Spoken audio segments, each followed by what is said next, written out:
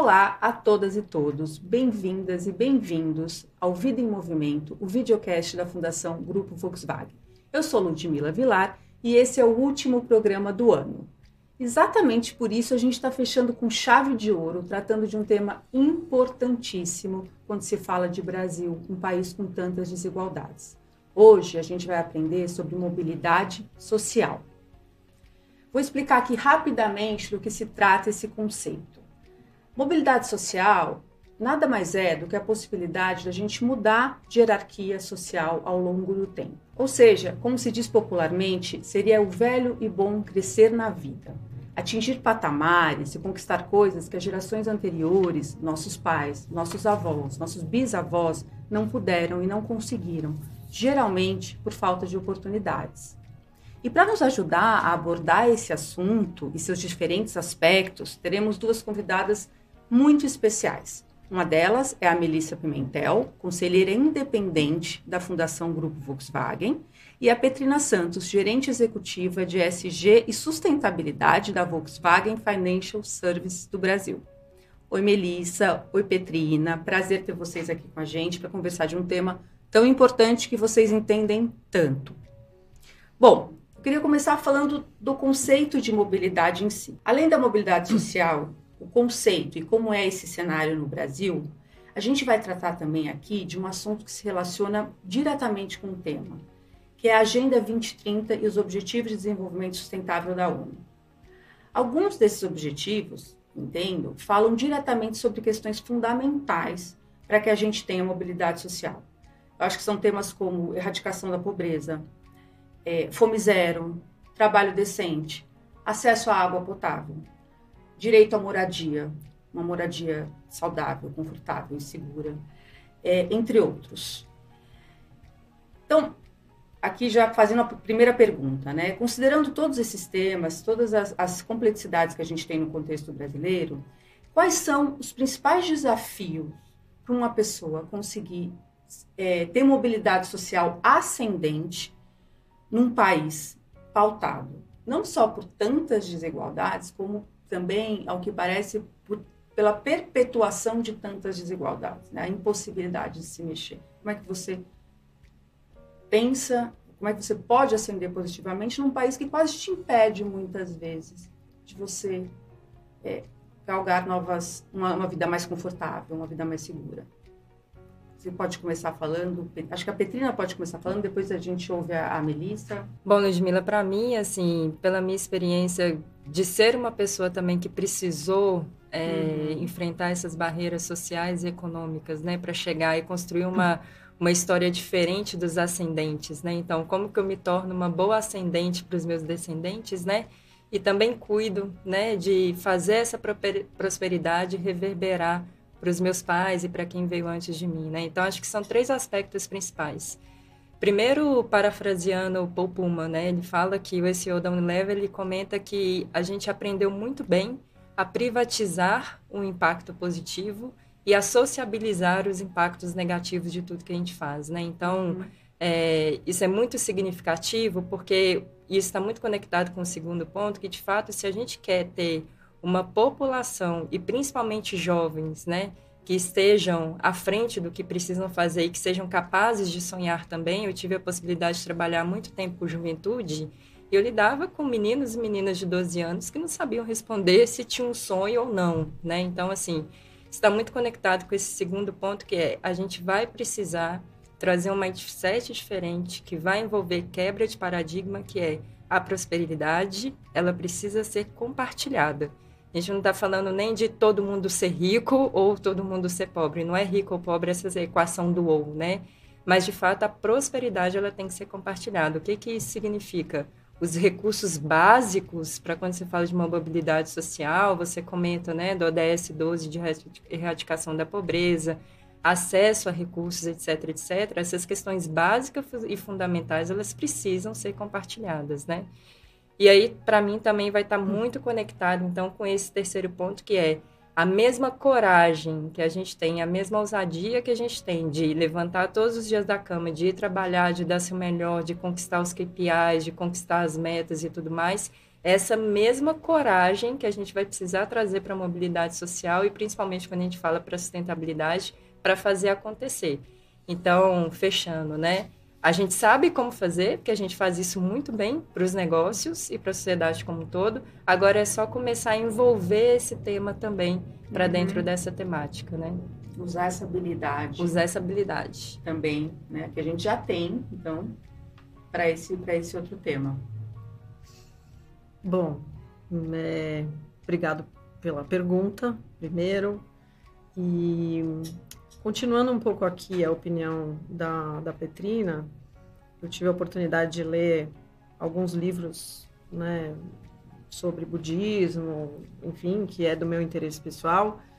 E imediatamente, quando você falou da prosperidade, me veio uma fala que eu aprendi, que dizia o seguinte: do ponto de vista egoísta, é melhor ser altruísta.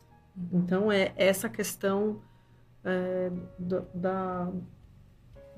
de estar todos podendo usufruir dos benefícios do planeta, da comunidade, enfim. Então, é sobre isso que é isso que a mobilidade social visa permitir, né? Então, acho que é um desafio, especialmente no Brasil, né? Eu acho que é um desafio muito grande, porque o país é um dos países mais desiguais do mundo, né? Embora tenha muita riqueza, essa riqueza ela não é compartilhada e distribuída.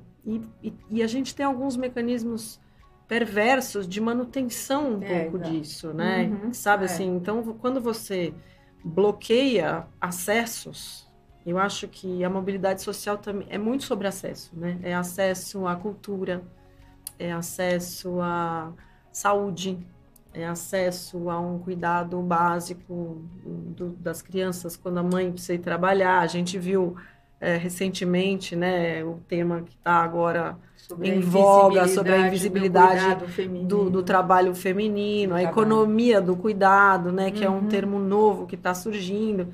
Então, assim, você onera a mulher, né, que além de ter a carga dobrada de cuidar do lar, ainda ela tem que cuidar das pontas, que são as crianças e os idosos. E tem isso que se chama de geração sanduíche, né? As mulheres que têm crianças pequenas e os pais idosos. Então, assim, e aí, ademais dessa sobrecarga, você tem esses bloqueios, digamos assim, né? Então, acho que, assim, quando a gente fala de mobilidade social, imediatamente vem na cabeça a questão da renda, né? A questão do trabalho, da empregabilidade. Ela é fundamental, obviamente, mas não é só isso que vai promover esse tipo de coisa, né? Porque você ter suporte de creche quando você volta para o mercado de trabalho é fundamental, senão metade do potencial de geração de renda de uma família está impedido de acontecer, está bloqueado, entendeu? Então, acho que, assim, resumo da ópera é um pouco isso, né? É essa coisa da pujança estar disponível para todos, mas de derrubar esses bloqueios, entendeu? É sobre acesso a um monte de coisas, entendeu? Então, a corrida já começa desigual. E se é como se eu tivesse alguém capacitado a correr 500 metros e outro sai mais para trás correndo 500 metros com barreira, sabe? Exato, é muito mais sim. complicado. Sim. Então, acho que esse é o desafio, né? Eu acho que a pobreza a desigualdade, né, e a pobreza no Brasil ficou muito escancarada, né, no pós-pandemia, que eu acho que isso também trouxe, né, essa desigualdade das possibilidades, por exemplo, a possibilidade de ficar em casa, que foi uma das questões que vieram muito fortes, né, quando a gente viu os trabalhadores que não tiveram opção, elas tinham que sair para trabalhar, entendeu? Então, assim, acho que, resumindo, é um pouco isso, né? É sobre o acesso, é sobre as possibilidades, sobre a permeabilidade que a gente, como sociedade, dá para que essas pessoas possam sair de uma situação de vida menos privilegiada para acessar esses bens, não só bens materiais, né? Bens culturais, saúde, segurança, enfim. E você falando da pandemia, agora, a gente pensa até o seguinte, a vulnerabilidade social é tão grande, porque assim, muitas das pessoas que tinham casas, que tinham trabalho, você perde o trabalho, você perde tudo, você vai para a rua, Exato. Você vai comer, você precisa de comida, né? É voltar no básico, no básico fundamental. A mobilidade social descendente é muito, muito fácil, enquanto o ascendente é muito, muito, muito difícil, né? Isso que a pandemia trouxe, né? Também. O conceito de mobilidade social é também a gente entender que também não é só avanço, né? Também é retrocesso. Trás, né? E o também é retrocesso. E aí você tem que cuidar para que isso seja uma coisa consistente ao longo do tempo. Exatamente. Enfim, a gente vai falar sobre um sustentabilidade da mobilidade social, né? E até pegando um gancho sobre isso, né? Ficou tão escancarado, né, Melissa, assim, que a gente passa a ver demais e costuma achar que isso, e começa a achar que isso é normal, você normaliza, né? Então, né, isso. Não nos impacta mais, né? Falando de uma forma generalizada, né? Ver o que está acontecendo na rua. Tem um exercício bastante interessante no trânsito, que eu fico bastante chocada, né? Quando uma ambulância precisa passar. Eu lembro que, anos atrás, quando uma ambulância precisava passar... Era rápido. Era rápido. Todo mundo... Hoje, esses dias, eu estava no trânsito, uma ambulância, e a pessoa estava no carro e ela continuou mexendo na maquiagem, no espelho, e a ambulância atrás, como e todo mundo... Como se nada tivesse acontecendo. Pelo amor de Deus. E ninguém se mexeu. Eu falei, gente... Olha o ponto que a gente está chegando, né? Assim, em termos de sociedade mesmo, né? Então, é o outro, né? E a gente nem se organizou ali mais para fazer as fileiras do carro saírem para deixar a ambulância passar. Eu acho que tem um pouco esse perfil, né, Petrina, que eu tenho, que eu vi que você tem também. É um pouco essa coisa meio indignada que a gente fica, né? Tem que ter um pouco esse... Isso tem que incomodar, né? Isso tem que incomodar. Tem que incomodar profundamente, entendeu? Sabe assim, eu vou parar um minutinho na vaga do oficina. Não é um minutinho, cara, sabe assim? Isso é inadmissível, sabe? Esses acordos de convivência, entendeu? Esse é um pouco do tecido social, né? Ele se esgarça quando a gente chega em situações extremas, né? Uhum. De extrema desigualdade, de extrema pobreza, de extrema violência. Tudo isso, de alguma forma, ele tá conectado, entendeu? E a gente tem vivido isso não só no Brasil e não só decorrente da pandemia. E não só em países com índices de desigualdade, né? A gente tem tido questões em vários lugares do mundo, né? Então, acho que a gente tem um mundo em crise em várias dimensões. O mundo está muito complexo, várias dimensões, está super complexo, está difícil de navegar, entendeu? Tá. Já tem até teorias, nomes para isso, né? O mundo Bunny e o mundo VUCA, que agora eu não vou saber explicar a diferença entre um e o outro, mas são teorias que falam sobre a complexidade do mundo hoje. É tão complexo que... Né? Não é mas, ao mesmo tempo, a gente não resolve temas fundamentais, né? Exato. Então, como fome, como a saúde básica, entendeu? Voltar... A gente voltou a um patamar de pessoas com fome no Brasil do século passado. É a tal da mobilidade social descendente. Exatamente. Então, assim, quando você vê revivendo várias pautas hoje em dia de outros movimentos e de outras pessoas se mobilizando contra a fome, você fala, gente, pelo amor de Deus, entendeu? Eu estou envolvida em organizações e atuo profissionalmente no terceiro setor há quase 30 anos. As pautas já mudaram, né? Tinha a pauta social, teve a pauta do trabalho infantil, teve alguns movimentos, mas eu não achei que eu voltaria para uma pauta dessa natureza, né? Que é a pauta da fome, né? Então, isso é muito fundamental, né? Eu sei que não é o escopo aqui do que nós estamos falando, mas nós estamos falando um pouquinho do contexto, né? E de como que a mobilidade social pode dar conta de dar ao indivíduo a capacidade de suprir as suas próprias necessidades básicas, entendeu? Sem ter que depender de mecanismos de auxílio público, que são meritórios, entendeu? Enfim, não vou entrar nessa pauta, que é uma pauta polêmica, mas, enfim, você tem mecanismos de resgate. Eles têm que ser temporários, mas, cara, você tem que dar a potência para o indivíduo, para a família, entendeu? Né? Para ele navegar, mas o meio ambiente está muito difícil, né? Assim, o contexto está difícil de navegar. Até porque quanto mais você tem uma população que depende, a verdade depende da política e da boa vontade política, mais vulnerável elas são. Então, exatamente. Você fica de acordo com o governo A, com o governo B, com o governo C, você fica suscetível a investimento público, né? Exato. Não vamos entrar na pauta, não é essa a pauta, mas de fato... É público não partidário. Né? Exatamente. Para deixar claro. Mas, assim, quais as agendas, assim, a gente já falou um pouquinho sobre o tema, acho que está claro já para o público o que é a mobilidade social. É importante, ascendente, mas existe a descendente, que é muito mais comum no Brasil. Quais são as agendas prioritárias para que essa mobilidade social ascendente aconteça? A Petrina já falou um pouco, você já falou, mas assim, falando em termos de agenda, né? Chegar a botar na mesa a agenda, o que é educação, é saúde, qual é prioritário, o que está na frente? Vocês têm alguma na frente ou todas são urgentes? Enfim, queria que vocês falassem um pouco sobre isso. Eu acho que todos esses temas estão correlacionados, como a gente falou, porque eles criam esse ambiente de dificuldades variadas, né? Uhum. Mas...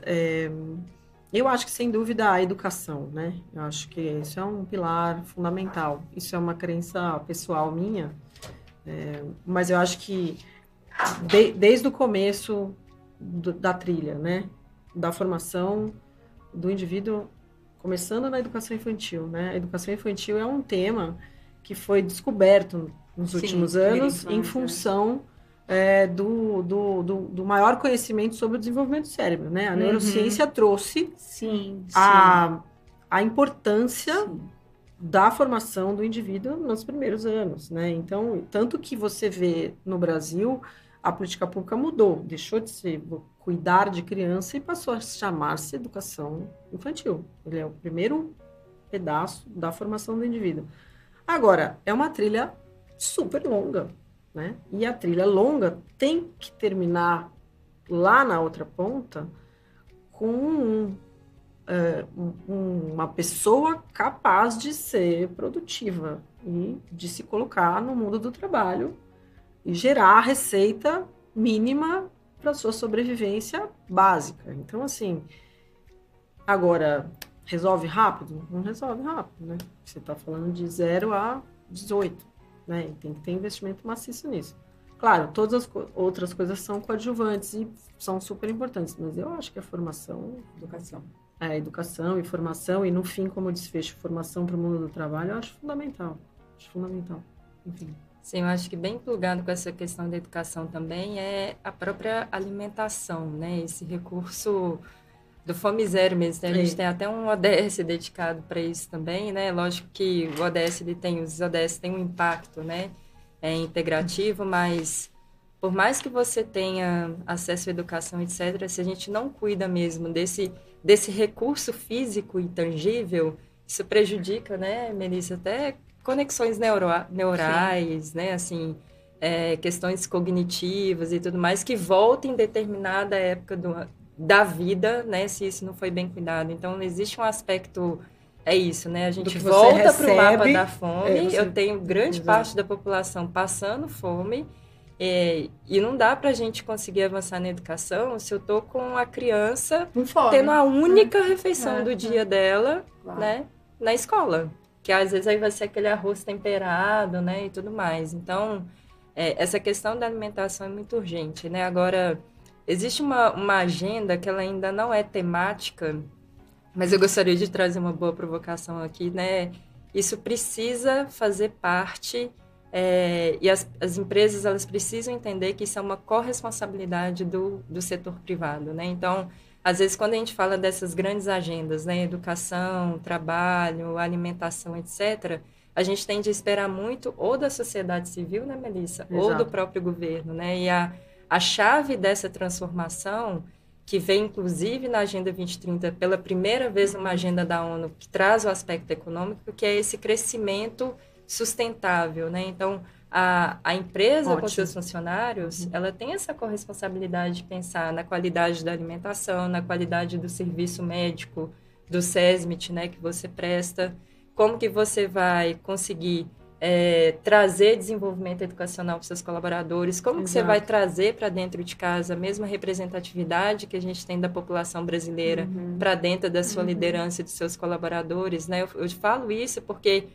muitas transformações que eu tenho visto em empresas por onde eu passei quando o CEO entendeu que ele é corresponsável sem dúvida, pelo tema de educação, pelo tema de alimentação, etc, etc, a ficha cai. E geralmente essa ficha cai porque são pessoas que chegam no topo da liderança e têm filhos.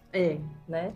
E aí que mundo enxerga você quer um pouco deixar, né? disso também, né? Exato. Então, acho que tem essa agenda temática que é o papel do setor privado nisso, que a gente explora muito pouco ainda, e é uma agenda e tem uma avenida de transformação nesse sentido. Isso sem dúvida, eu acho. Acho que a gente fala desses temas, né? Quando se fala desses temas, educação, saúde, fome, parece que está lá longe, né? Parece que está distante, parece que não tem a ver com o meu business, né? Eu sempre trabalhei no terceiro setor, mas em vários lugares e de várias formas. Também trabalhei em empresas, enfim. E é bem isso, né? A liderança sensível às causas, quais sejam, faz muita coisa acontecer, né? Agora, mas eu acho que ao mesmo tempo em que há de ter um reconhecimento de que as grandes empresas, as grandes corporações tem que atuar efetivamente, ou ter, no mínimo, a sensibilidade sobre esses assuntos, né? É óbvio, sempre vai ser uma decisão ali estratégica, qual é a intensidade com que ela vai trabalhar esses temas. Por outro lado, também entender que não é responsabilidade única e exclusivamente da empresa. Aí é que vem o grande desafio, que é parceirar, é trabalhar em conjunto. Em parcerias. É você... canalizar recursos através da fundação, por exemplo, no caso da Fundação Grupo Volkswagen, através das áreas outras de sustentabilidade da empresa, né, que agora temos as áreas ESG dentro das empresas, mas saber que sim, tem que estar alinhado com as políticas públicas. Às vezes você vai ter que estar num município que você tem sim que parceirar ali com o poder público local, porque é ele que gerencia muito do seu entorno, do entorno da sua fábrica. Tem que também botar para jogo as organizações sociais, porque muitas delas que estão na ponta, que estão recebendo, né, que estão cuidando das crianças das creches, ou das crianças e jovens em situação de risco, ou dos idosos, ou dando formação para jovens para o mercado de trabalho. Então, assim, acho que a solução é de vários atores, né? E a solução tem que ser sistêmica mesmo. E eu acho que esse é o grande desafio, né? São todos esses setores engajados com uma mesma pauta, né? E eu acho que é uma pena que o drama nos mova, né? Que a gente tenha que ver as questões que ressurgem a partir da pandemia, né? Como a fome e o pouco acesso, é uma pena. Mas eu acho que tem, como você disse, uma grande avenida, né? De potencial de colaboração, entendeu? Eu acho que esse é um aspecto super importante que deve ser considerado. Que a gente até brinca, né, Melissa? Assim, não é uma equação simples, né? Não é uma subtração, uma adição, uma multiplicação com divisão, né? Assim, esses dias a gente estava conversando, é aquela equação complexa ali da quinta série, quando a gente está aprendendo, tem colchete, tem parênteses, para quem é colega engenheiro, tem derivada, né? Então, assim, é uma série de questões que precisam ser olhadas, né? Muitas vezes o dinheiro, né, que vai viabilizar todas essas parcerias, né? Não é daqui só que ele vem, né? Então, você precisa expandir. Como que a gente quebra esse paradigma de modelo mental mesmo de pensamento, né? Então, as coisas estão vindo, a gente sabe que está vindo bastante regulação nesse sentido também, já começando na pauta ambiental e aos pouquinhos também vindo na pauta social, né? Então, a gente sabe que a regulação ela vem ajudando muito a trazer os temas à tona e a criar essas padronizações também, né? Porque só quando a gente fala de sustentabilidade e avaliação de impacto social, que aí a Melissa vai até entender melhor de impacto social, só a avaliação de impacto social é uma série de modelos, é um mundo complexo, frameworks, etc, é um mundo etc, complexo, é uma área de conhecimento super super profunda complexo. e Quando você fala de complexa. ESG, aqui durante esse videocast já deve estar surgindo um novo framework de Exato, ESG. um novo modelo, um novo autor, uma nova publicação. Exatamente. Enfim. Então é complexo. É complexo. Né? E acho que um dos desafios também são tantos modelos que fica difícil você, de fato, entender o impacto, porque não existe uma unidade, né? Não existe uma fórmula para todos os países, para todas as empresas. Tem várias. Tem. Então, né? É um desafio, porque o número sozinho também não conta história. Então, como é que... Outro tema legal também, né? Quando a gente fala dessa coisa complexa de muitos atores, também a empresa ter a ambição correta, né? Do quanto ela alcança para resolver as coisas, entendeu? Porque, por exemplo, dentro do mecanismo de avaliação de impacto, que é uma coisa super importante quando você está trabalhando com projetos ambientais, com projetos sociais, enfim, é entender porque o recurso nunca será suficiente, entendeu? Porque o cobertor é curto. Então, também, uma empresa tem que ter a ambição correta do quanto ela consegue mudar uma determinada situação. Então, por exemplo, voltando ao nosso tema aqui de mobilidade social, que é um tema importante para a Fundação Grupo Volkswagen, para as empresas do Grupo Volkswagen, não só a Fundação expressa, né, a intenção das empresas que fazem parte da Fundação. Não vai dar conta. Tem que ter clareza que não vai dar conta. Porque a questão da mobilidade social é muito mais ampla e muito maior e muito mais... demanda muito mais esforço e muito mais recurso do que a empresa tem ou a fundação tem. Mas um grupo com essa fortaleza tem muito a contribuir, né? É uma grande alavanca quando resolve lidar com um tema como esse, entendeu? Então, acho que tem um valor muito importante, entendeu? Acho que isso é legal deixar ressaltado, que não vai dar conta, mas é muito importante. É muito importante esclarecer e trazer o tema à tona e dizer até onde consegue ir, entendeu? E eu acho que isso é de muito valor. É o que a gente comentou, essa agenda de parcerias, né? Exato. De fato, não consegue dar conta de tudo que envolva a mobilidade social no Brasil como um todo, né? Mas é aí que vem o papel, né? Da estratégia, da materialidade, né? Porque... ao que nos toca, e é muito que a gente tem conversado, né? Assim, apesar de que não seja o todo, qual é a minha parte? Eu preciso começar, né? Porque muitas vezes a gente fica, né? Como pessoas mesmo, a gente espera. Às vezes não tem uma tecnologia, principalmente quando a gente fala de um ponto que vai impactar cada vez mais mobilidade social, né? Que é justiça climática, né? Que a gente fala.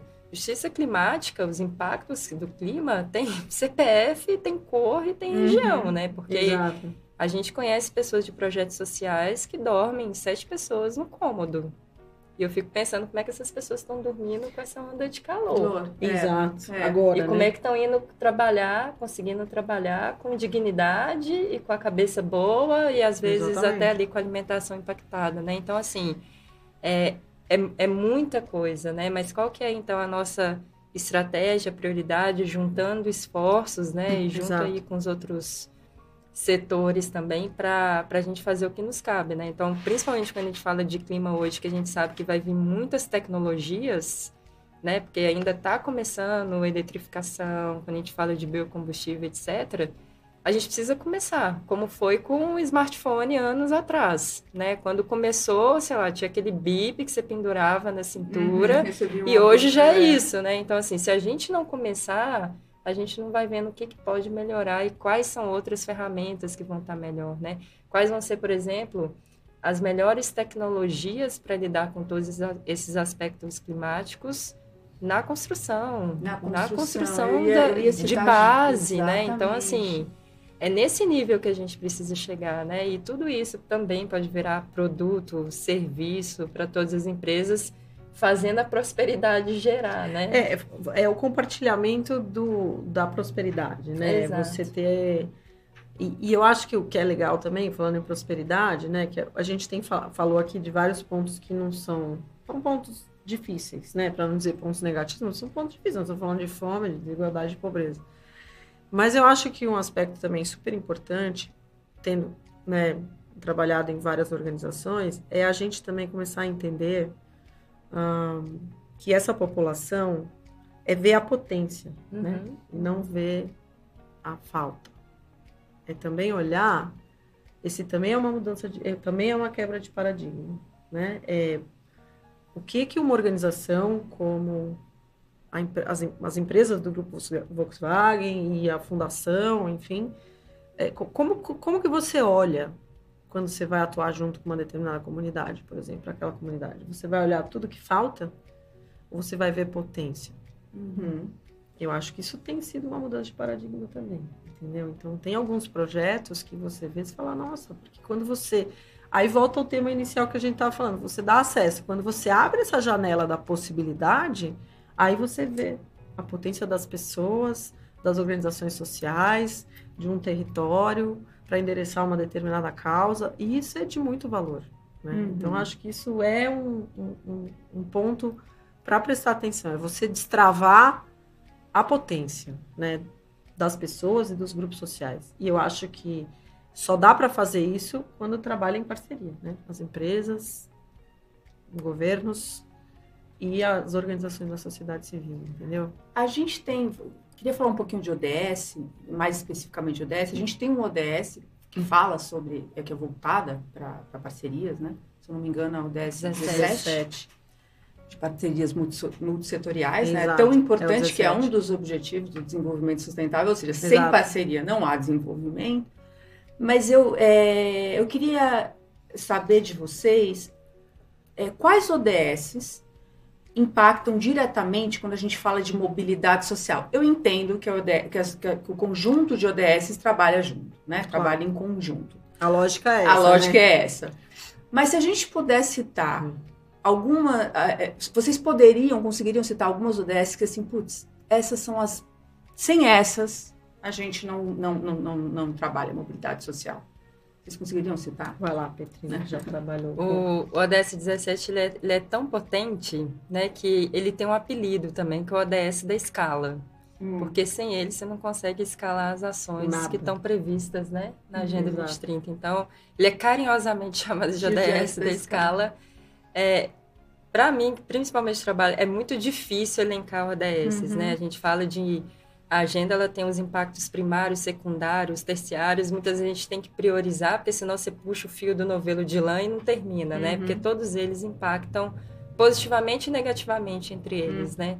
Mas principalmente para a pauta de mobilidade social, acho que é fundamental. Não dá para falar de mobilidade social sem olhar para que é a erradicação da pobreza. Se eu não cuido, né, assim, das condições, né, daquela pessoa, como é que vai estar numa sala de aula estudando, etc, etc. E para mim que é bastante especial, né, que é a primeira agenda da ONU que traz o aspecto econômico para dentro da pauta socioambiental, é o ODS 8, né, de crescimento. Então, ele une o crescimento econômico com o desenvolvimento sustentável, né? Então, para mim, ele representa um pouco essa quebra de paradigma que a gente precisa ter e começar a enxergar esses temas cada vez mais juntos, né? Eu acho que sim, né? Aí tem aqueles óbvios, né, que é o da educação e o da desigualdade, né? Se fosse completar esse mix, né? Porque o da educação, todo objetivo, todo ODS, quando você puxa, né? Ele abre em nas metas, submetas, né? Lá. Então, ali você consegue entender, porque esses temas, eles são bastante amplos, né? Cada nome desses permite você imaginar 1 milhão de coisas que cabem ali dentro. E esses dois trazem com muita clareza, né? Tanto a educação... Ele fala especificamente, né, sobre formação para o mundo do trabalho. Então, assim, ele é mais ferramental, né? Quer dizer, para que isso tudo aconteça, você tem que ter uma ferramenta que te permita ser produtivo e gerar renda para você mesmo. Acho que isso é uma coisa mais pragmática. E o outro da desigualdade também, porque também a desigualdade fala disso que a gente estava falando também, das mulheres serem mais penalizadas, enfim... tem milhões de temas da desigualdade das mulheres, porque é o que vem à tona em função aí do tema quente recente, do Enem. E aí, mas tem a questão racial que está aí colocada, tem etarismo, enfim, que é um tema, uma pauta nova que está surgindo. Então, acho que se fosse olhar, esses seriam os ODSs que eu acho que, de alguma forma, conversam com a mobilidade social. De uma maneira mais direta, mais de frente a frente. Mais instrumental, assim. Porque eu acho que a Petrina trouxe esses macro, né, que são mais intersetoriais, e acho que esses dois estão mais focados, acho que principalmente no aspecto de inclusão produtiva, né, que eu acho que é uma dimensão da mobilidade social. Que a gente vai falar um pouquinho aqui para frente. Exato. Entrando no trabalho da Fundação Grupo Volkswagen em si. A Fundação ela mantém projetos cujo objetivo é justamente aumentar o protagonismo de pessoas que são vulneráveis socioeconomicamente. E aí, eu vou aqui puxar para minha cola, porque são 3 projetos, né? Principalmente, a gente tem 3 principais projetos. Um deles é o Costurando o Futuro, que ajuda a formar e qualificar profissionais de costura, tanto para o ofício em si, quanto para planejarem seus negócios e aprender a trabalhar em rede. O outro é o Carretas do Conhecimento, que funciona como escolas móveis, eles com total infraestrutura para cursos de aperfeiçoamento profissional voltados à empregabilidade e ao empreendedorismo. E a gente tem também o Code School, Academia de Programação e Desenvolvimento, que é voltado para a formação de jovens e adultos em conteúdo de programação de softwares, né, que é uma área que cada vez mais cresce. E tem um destaque importante sobre o Code, que ele prioriza grupos que são minorizados socioeconomicamente. É importante a gente dizer isso, eles não são minoritários, eles são minorizados, né? São grupos como mulheres, pessoas pretas e pardas, indígenas, pessoas com deficiências, pessoas da comunidade LGBTQIA+, enfim. Todos esses projetos, eles têm uma linha em comum, que é justamente essa que a Petrina tinha dito, que era da inclusão produtiva, né? Eu acho que primeiro a gente pode explicar um pouquinho aqui, queria que vocês falassem um pouco sobre isso, sobre o que é a inclusão produtiva, né? Porque a gente ouve muito falar de inclusão produtiva a gente ouve menos. Então, se vocês puderem explicar um pouquinho para as pessoas o que é a inclusão produtiva, e como é que esse fomento à empregabilidade e ao empreendedorismo contribuem para essa mobilidade social? Num primeiro momento, queria ouvir isso de vocês, sobre a inclusão produtiva e sobre a importância da formação para a empregabilidade e para o empreendedorismo, de mudar, de fato, de trazer uma pessoa para uma vida mais confortável. Perfeito. Então, você falou de projetos que enchem o nosso coração, assim, de orgulho, né? Então, para a gente, a inclusão produtiva é você fechar o ciclo do impacto social positivo com essa prosperidade compartilhada e com todo esse zelo que precisa também, né? Então, é a metáfora de você dar o peixe, mas você ensina a pescar, né? Ao mesmo tempo. Então, esses projetos que você cita, por exemplo, Costurando o Futuro, todas as ações que a gente vai realizar, que vai, porventura, dar um brinde, né? Ou a própria mochila, quando o funcionário entra, já é esse projeto que se torna um fornecedor nosso no Grupo Volkswagen, né? Então, isso, de fato, é muito especial. E em relação ao Code e ao projeto das carretas também, como que a gente consegue fechar esse ciclo? São pessoas que são contratadas pelo próprio grupo, né? Então, esse projeto que a gente cita das carretas, a gente formou a primeira mulher jovem mecânica da Porsche, né? Isso é muito significativo. O próprio investimento nessa formação da educação que a gente tanto falou, que gera essa inclusão produtiva na ponta. O próprio Code também, né? O Code, a gente já tem pessoas do Code sendo admitidas pelas empresas do grupo também. Né? Então, a gente tem uma demanda de mão de obra, né, de pessoas que trabalham com TI, etc., principalmente quando a gente está falando de banco e das marcas que trabalham muito com desenvolvimento tecnológico, a gente precisa desses profissionais.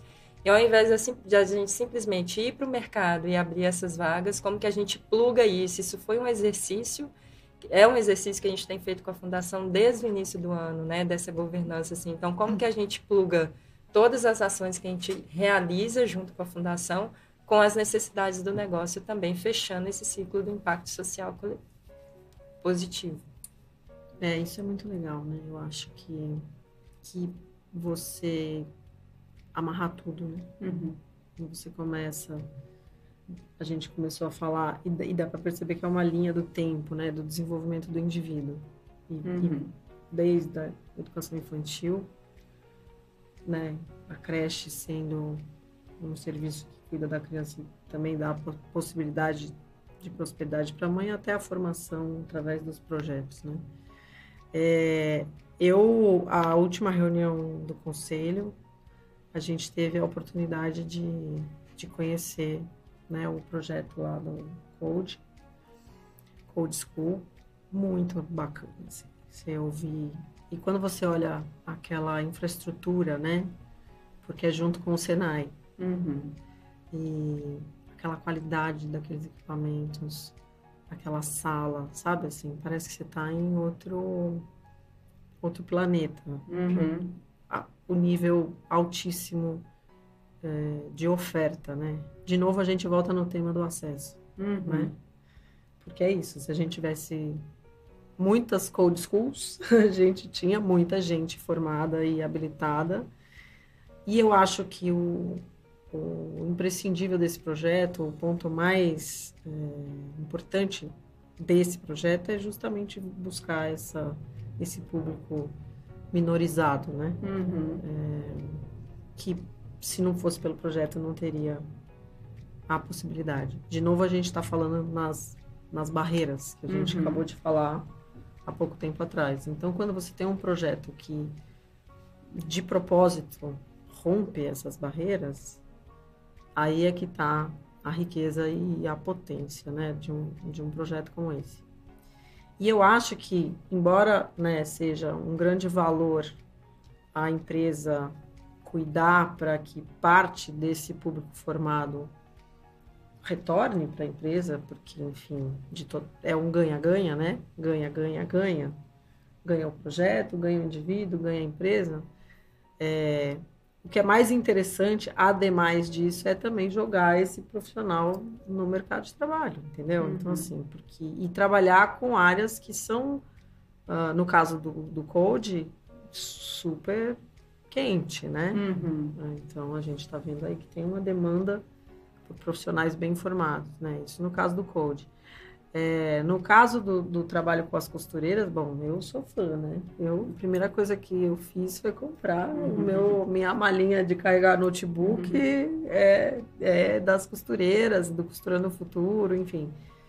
Ali tem mais um atrativo, né? Porque é usar a matéria-prima, né? Que é residual do processo produtivo, né? Então, só para as pessoas entenderem. Então, não é só uma formação, ela usa o resíduo automotivo, né? Principalmente o resíduo têxtil, né? Automotivo, para a produção de mochila, bolsa, necessaire, enfim. Então, tem muitas conexões com a cadeia produtiva da empresa. Mas eu acho que mais do que isso, como eu falei, né, a gente tem que pensar em não só isso, porque não vai dar conta, né, não vai ter tanto trabalho para jovens programadores ou tantos brindes a produzir, é dar as condições também para que essas pessoas andem com as suas próprias pernas, e essa é a riqueza desses projetos. E aí eu acho que a gente entra num assunto que é justamente o que eu queria abordar com vocês agora, quando você fala assim, é uma questão de acesso, né? Então, você dá o acesso. Quando a gente pode, assim, se fosse um filme, a gente poderia dizer que a mobilidade social começa a acontecer, se fosse uma linha do tempo, quando você abre o acesso. Você vai destravando portas, né? Você vai abrindo. Quando ela começa a acontecer, né? O desafio, mas eu imagino que o desafio seguinte é como tornar essa mobilidade sustentável. Como garantir, porque é o que a gente falou lá atrás, poxa, quando chegou uma pandemia, as pessoas perderam as casas, quer dizer, uma vulnerabilidade tão grande que quem tinha casa perdeu a casa. Então, como garantir que pessoas que tenham conhecimento, mas venham de situações vulneráveis, não voltem para trás, né? No sentido de não percam qualidade de vida, não percam os acessos que eles conseguiram. Como é que vocês... Qual que é o desafio? Eu imagino que esse é um desafio muito grande. Né? Eu não sei se tem garantia. Porque nós estamos falando de uma coisa tão dependente. Vamos lá. Tem coisas que não dá para controlar também. É que assim, eu acho que o ponto aqui deveria ser o seguinte. É aquilo que a gente estava falando no começo do alcance, né? Qual é o alcance e a responsabilidade da ação de uma empresa, pela empresa ou por sua fundação, para lidar com um determinado tema, né? Então, assim, quem poderia saber que viria a pandemia? Né? Então, assim, quem poderia saber que tantas pessoas perderiam o seu trabalho? Então, assim, tem dados de contexto, e que a gente também falou aqui que o mundo está complexo, né, do ponto de vista ambiental, enfim, coisas que a gente achava que não ia mais ver, fome, guerra, essas coisas, que eu acho que não sei se tem garantias. Mas, de toda forma, volta no outro tema, tem que ter a costura com o poder público, que você tem que mudar políticas públicas, né, essas quebras de obstáculo, a porta tem que abrir, mas ela não pode fechar, entendeu? De novo. Então, eu acho que tem, de novo, a atuação em conjunto desses três atores. Sociedade a empresa, civil, governo sociedade civil e governo.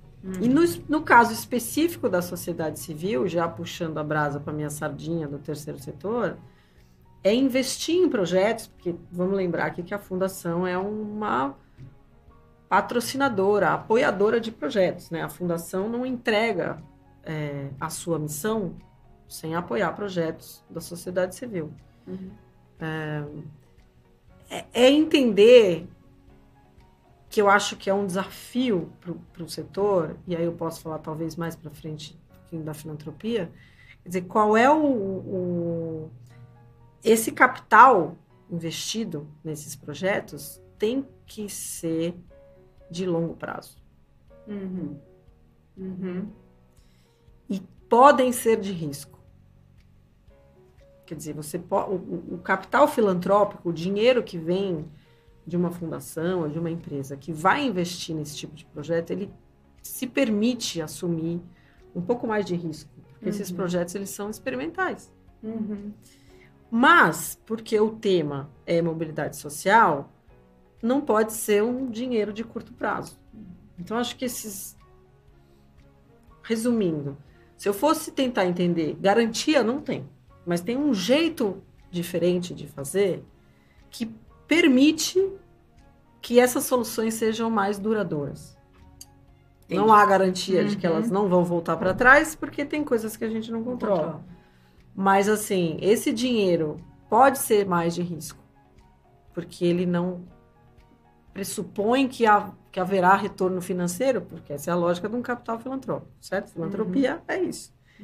E tem que entender que o prazo é mais longo, entendeu? Então, acho que são pré-condições para que isso...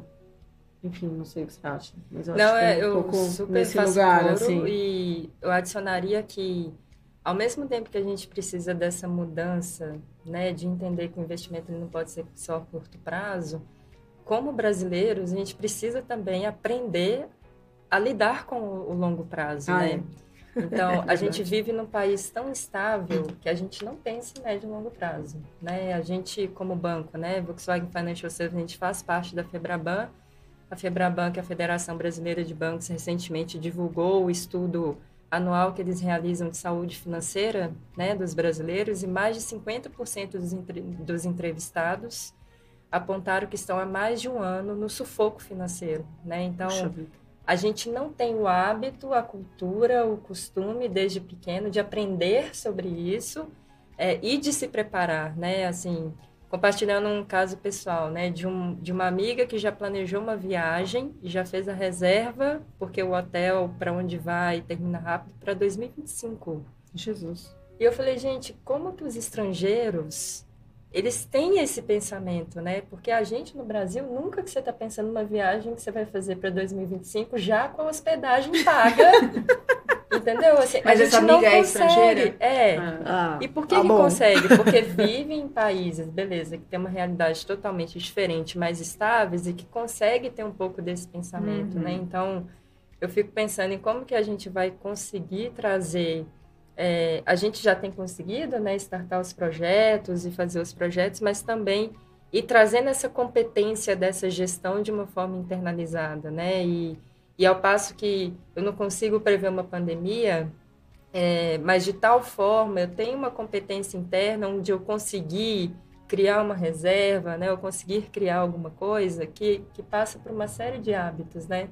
Eu lembro que uma vez a gente estava lidando, né, com pessoas no início de carreira, né, jovem aprendiz e estagiários, não no contexto de Volkswagen, mas em outras empresas, e compartilhando com alguns colegas, né, que são gestores também, o tanto que a gente tem, né, a população tem um hábito alimentar, por exemplo, de compra um refrigerante e compra um salgado todos os dias. E a gente sabe que hoje um refrigerante e um salgado fica pelo menos uns R$10, né?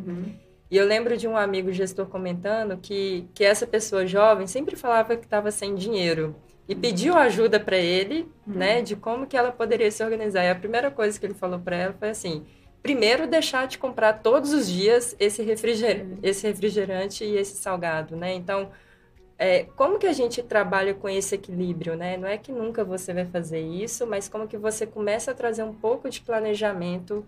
E a gente não ensina isso para as crianças, a gente não ensina isso para jovens. Muitas vezes a gente vai aprender competência de gestão financeira pós-30, né?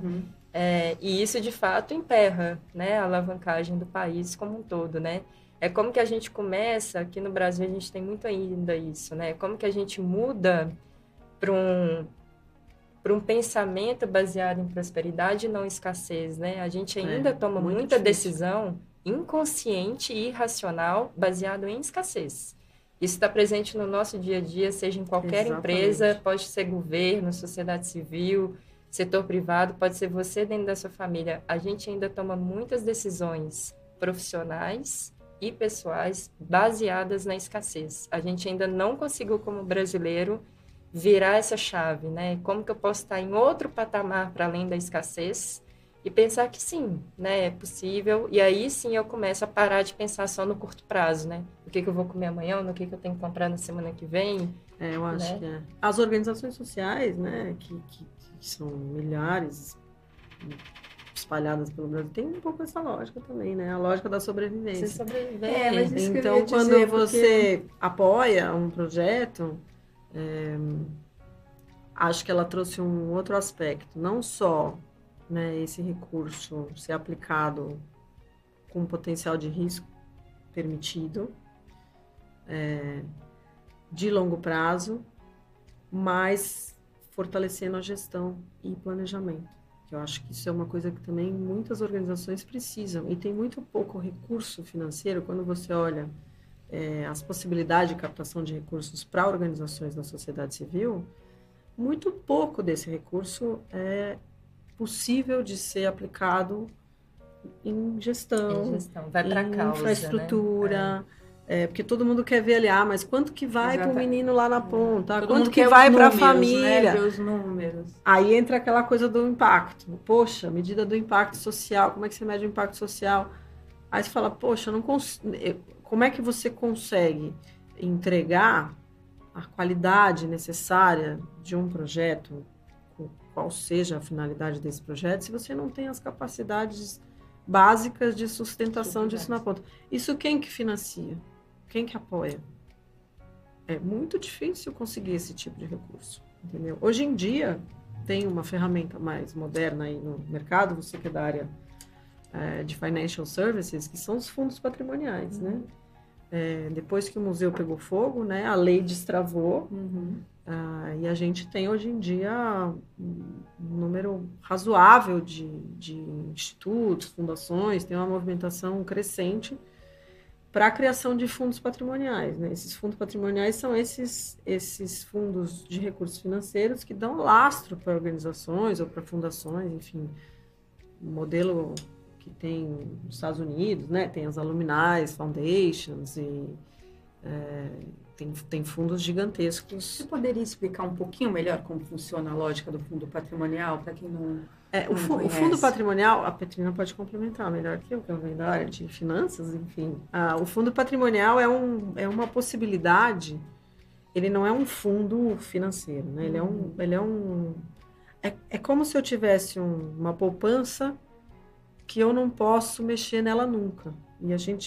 E aí a possibilidade é você trabalhar somente com a receita financeira. Então você mantém o principal preservado. Você dá a tal da estabilidade. E você tem uma garantia de uma receita financeira mínima para você garantir a sustentação e a perenidade de uma determinada organização. Não vou entrar no mérito de qual seja. Inclusive, a própria fundação, né, tem o seu próprio fundo. O fundo patrimonial. Então, isso é uma coisa que começou agora, né, no Brasil. Acho que é um pouco resultado dessa cultura, de começar a pensar um pouquinho mais de longo prazo. Eu não vou mais estar aqui, mas quem sabe o próximo que virá, a próxima gestão. E quando não for eu a financiar seu projeto, você consegue andar, né? Exatamente. Você consegue continuar andando. Você evita conflito de interesse na escolha desses projetos, né? Porque essa organização, eu ia citar justamente esse exemplo da Fundação Grupo Volkswagen, né? Esse termo também é conhecido fora como endowment, né? E aqui no Brasil está crescendo aos pouquinhos, e quando eu soube que a fundação já operava nesse modelo, eu falei, gente, que conquista, né? Porque, assim, importante. Isso é muito raro ainda no Brasil, e é onde, de fato, você mantém a sustentabilidade, você consegue manter a autonomia para quais projetos você vai atuar. Você não depende, né, da pauta de determinada marca ou parceiro, né? E nem diretamente da situação financeira não depende da oscilação. Exatamente. Porque tem uma outra fonte muito grande de recursos para o terceiro setor, que são os recursos incentivados, né?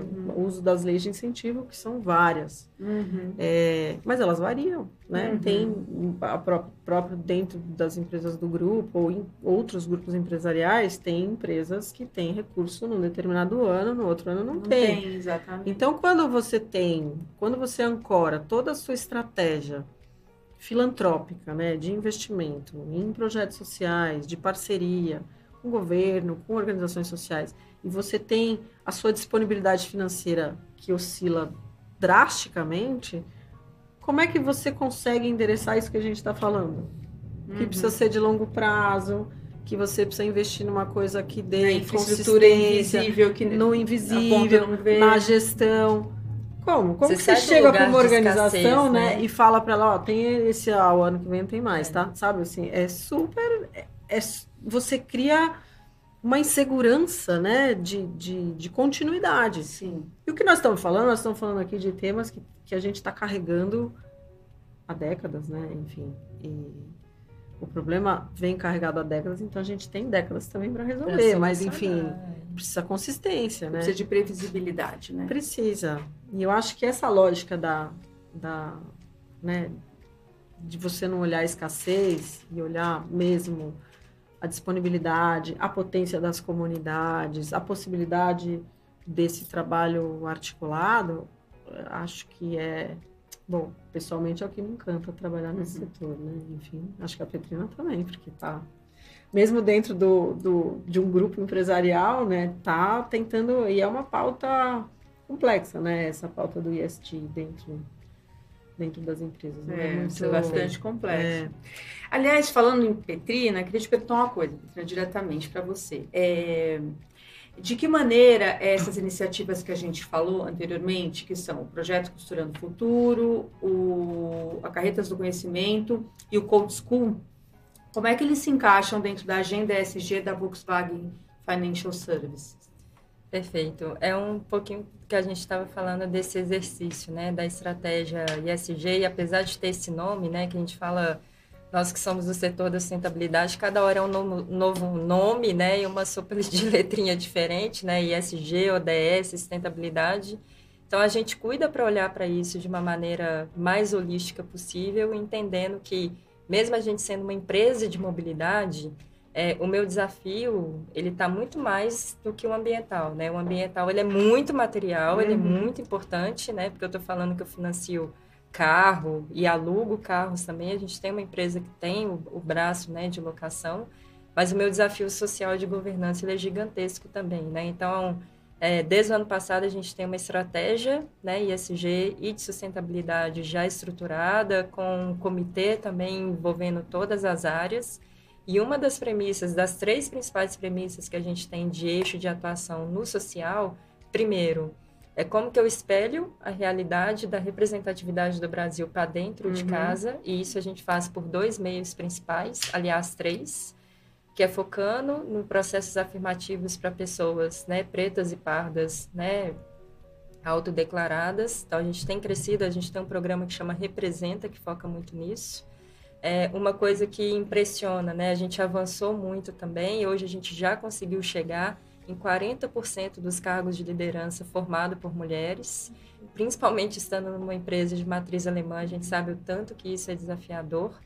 E o outro principal tema também é fortalecer os laços com os projetos sociais, né? Então, a gente tem uma grande parceria com a Fundação Grupo Volkswagen e com a Gerando Falcões, por exemplo, que só nesse projeto a gente consegue gerar um impacto positivo direto para mais de 250 famílias em um território próximo ali do banco também, que a gente acompanha diretamente e faz todas as atividades de voluntariado corporativo integrado com isso também. Então, de fato, primeiro, dar nome, colocar as metas, né? Eu estou com um chapéu de setor privado agora, né? Então, a gente tem que falar essa mesma linguagem, quais são as metas, isso tem que estar, né, nas metas de todas as áreas, isso tem que ter um plano de ação bastante estruturado, então a gente tem feito isso e, de fato, garantindo o orçamento, né? Esses dias a gente conversava sobre isso também, né? Se não tem linha de orçamento, né, a gente dentro de casa chama de PR, né, que é esse planejamento contínuo, não vai acontecer, né? Então, no setor privado, a gente precisa direcionar a gestão, a gente tem feito por meio dessas ações, e direcionando o recurso também, né? Que essa é uma principal potência. E Melissa, essa última é para você. Tá. A gente falou até agora sobre os desafios da mobilidade social no Brasil, sobre a atuação da Fundação Grupo Volkswagen nesse cenário. Como você diria que a mobilidade social, a gente já falou isso de uma maneira geral, mas se você puder resumir, como é que a mobilidade social é trabalhada pelo terceiro setor em geral? E eu pergunto isso porque, assim, a gente sabe que às vezes as necessidades na ponta, elas são tão urgentes, é a tal da escassez, né? São tão urgentes que fica difícil implementar iniciativas a longo prazo. Então, de que maneira que o terceiro setor lida com essa urgência mais primária, a fome, né? Ou como chegar lá na ponta? Esse é um problema também para o terceiro setor, né? Às vezes ele se concentra muito, contraditoriamente, ele se concentra muito nas regiões mais ricas do país e é difícil ele chegar, às vezes, nas regiões que mais precisam. Como é que você acha que o terceiro setor lida com esse desafio de fato, fazer essas pessoas se moverem socialmente num cenário tão complexo? Eu acho que o terceiro setor, acho que o primeiro ponto aqui, a primeira ressalva, deve ser dar clareza para quem está nos ouvindo aqui, que o terceiro setor não é uniforme.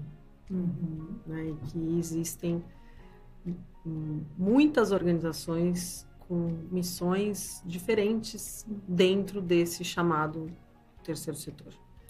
Então, eu acho que primeiro reconhecer essa diferença, porque tem desde organizações comunitárias que estão bem na ponta, né, que tem um nome até grassroots organizations, né, grassroots development, é esse desenvolvimento mesmo lá bem da pontinha, que fazem atendimento direto. Esse é um tipo de organização. Então, outro tipo de organização é uma organização que constrói capacidades do setor. Então, milhões de organizações que a gente chama de intermediárias, né, que produzem conhecimento, que sistematizam conhecimento, que são especialistas em avaliação de impacto, que são especialistas nas áreas fim, por exemplo. Eu tenho organização que é especializada em educação, tem outro tipo de organização que é especializada em educação infantil. Então, acho que o primeiro andar é a gente reconhecer que mesmo dentro do reconhecido terceiro setor, tem milhões tem organizações, por exemplo, que só fazem advocacy. Só existem... Explica um pouquinho o conceito para de criar. advocacy. Só existe para criar... para que aquele tema específico seja um tema ambiental, seja um tema social, enfim, não interessa, ganhe corpo. Seja Na agenda discutido. pública, né, e que apareça. Então, são geralmente organizações que fazem muito barulho na defesa de uma determinada pauta. Então, existe lugar para todos, né? Existem organizações como a Fundação Grupo Volkswagen também podem ser consideradas, embora ligadas a um grupo empresarial, elas também fazem parte desse ecossistema, que são as organizações financiadoras, são grant makers, né? Elas apoiam projetos sociais. Então, acho que, assim, de maneira geral, no Brasil, o terceiro setor evoluiu muito desde quando eu comecei a trabalhar, né? Então, acho que é muito difícil falar do terceiro setor como um todo, porque tem muitos atores. Mas eu acho que a pauta da mobilidade social, ela é endereçada por algumas dessas organizações, porque eu acho que essa questão da mobilidade social, ela como a gente já conversou aqui, ela é fundamental para a autonomia do indivíduo, da sua família. Então, assim, mesmo que uma organização trabalhe ali com educação infantil, ela de alguma forma está impactando. Agora, obviamente, existem aquelas que trabalham focado nisso, né? E que vão fazer esse recorte específico de trabalhar com a mobilidade social. A mobilidade social sempre foi uma pauta do terceiro setor, né? Ela é transversal, ou né? trabalhada mais diretamente, quando você trabalha em empregabilidade, enfim, inserção no mundo do trabalho, mas também de uma maneira transversal, quando você trabalha esses outros temas, que são esses temas que a gente já falou aqui um pouco, que são... atuam em conjunto, né? Que não é só a renda que a gente falou. Então, todo tema, por exemplo, toda organização, por exemplo, de advocacy, que trabalha para garantir acesso, também, de certa forma, não de maneira direta, mas de maneira indireta, trabalha e atua com a questão da mobilidade social. Então, acho que... E eu acho que, para encerrar, o que é fundamental do terceiro setor é essa disponibilidade, né, de trabalhar em conjunto e de transformar esse recurso que é disponibilizado por organizações como a Fundação em projetos que são consistentes, entendeu? Então, mas é um grande desafio, né, no fim das contas, não é uma coisa fácil. Nós estamos nessa trilha aí faz muito tempo. E eu acho que o papel da Fundação Grupo Volkswagen é bastante inovador nesse aspecto, porque a mobilidade social é um tema bastante complexo, né? Seria muito mais... A Fundação estaria muito mais numa zona de conforto se resolvesse trabalhar com esses temas que são mais de curto prazo, mais imediatistas, que eles são mais fáceis de você gerar visibilidade. Então, eu acho que é um movimento bastante importante, né, e de posicionamento da Fundação Grupo Volkswagen de trabalhar com esse tema. E o terceiro setor só tem a ganhar, entendeu? Eu acho que um ator como esse, levantando essa bandeira, eu acho super, super, super importante.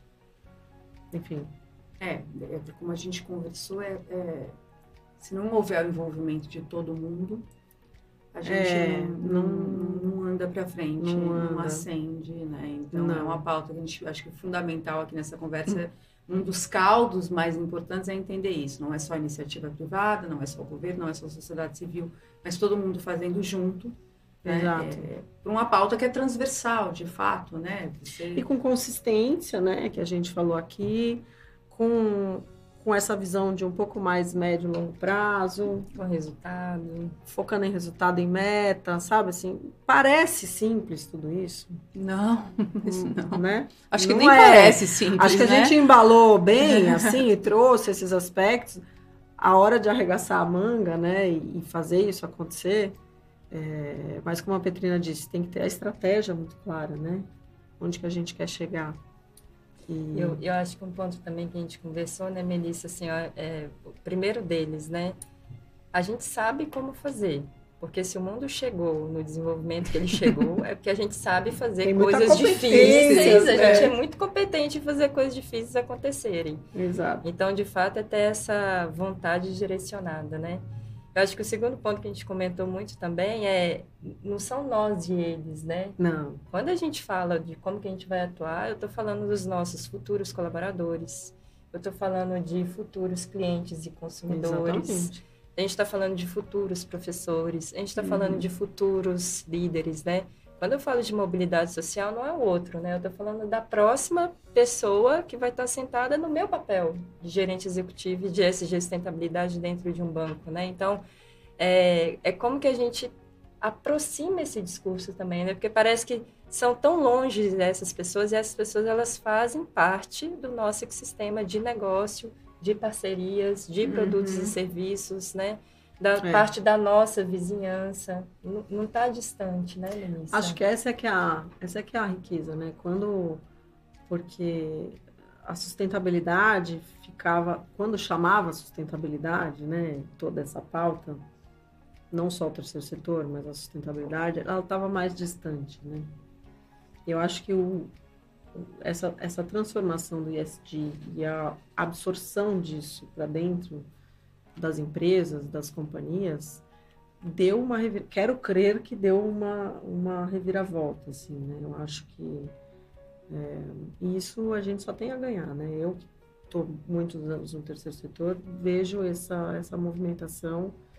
Antes era assim, mas por que eu tenho que fazer isso? Agora a pergunta é, como que eu faço? Sabe, assim, o porquê, a fase do porquê eu acho que já se traz para a estratégia do negócio, Você concorda? Né? Concordo. Tem uma frase da Denise Rios que eu gosto bastante, né? Uma das pioneiras de sustentabilidade aqui no Brasil, que ela fala, quando me perguntam de ESG ou sustentabilidade, isso não é moda mais. Fala, mas essa moda vai passar quando? Ela fala, não é moda mais. Acabou. Agora é business usual mesmo já, né? Exatamente. Então, é a estratégia do negócio em si. Eu acho que essa é a diferença, né? Não dá mais para você ignorar esse tipo de coisa, não é mais, né? O pessoal da sustentabilidade como era tratado, né? Um pouco aquele departamento, aquele pessoal lá. Não, é o seu negócio, a estratégia do seu negócio, como o seu negócio vai atuar, existir, né? Tinha um render, cara que falava lucrar, assim, né? Que era side salad, né? Nunca foi o main course. Agora passa a ser. Então não é mais aquela saladinha ali que vem adicional, o prato principal não levava em consideração os temas, né? Do ESG. Agora tá lá no prato principal, entendeu? Tá. E tem que ser endereçado, né? Então, assim, eu acho que a gente só ganha, né? Não é um trabalho simples, né? Porque tem muita mudança de paradigma, tem muita habilidade de trabalhar com parceiro, tem muita visão de longo prazo, tem investimento em infraestrutura institucional, mas assim, olhando do ponto positivo, né? Com essa lógica não da escassez, mas da abundância, a gente tem a faca e o queijo na mão, né? Tem que fazer agora. Agora é só cortar, né? É só não, precisa começar a cortar. Só fazer. Enfim. Pessoal, muitíssimo obrigada pela presença de vocês aqui. Adorei a conversa. É o nosso último videocast do ano, então torna mais especial ainda. Muito obrigada pela presença, pelo tempo, pelo conhecimento compartilhado, né? Porque isso é compartilhar. E assim a gente encerra o último Vida em Movimento do ano. Esperamos que o programa tenha ajudado vocês a entenderem melhor sobre os Objetivos de Desenvolvimento Sustentável da ONU e sobre a atuação da Fundação Grupo Volkswagen no tema mobilidade social. Um abraço e bom final de ano para todos. O videocast Vida em Movimento é uma realização da Fundação Grupo Volkswagen, roteiro e pesquisa, Fundação Grupo Volkswagen e RPT-Com, apresentação eu, Ludmila Vilar, gravado no estúdio Under Control Filmes, editado e finalizado por GUP Comunicações.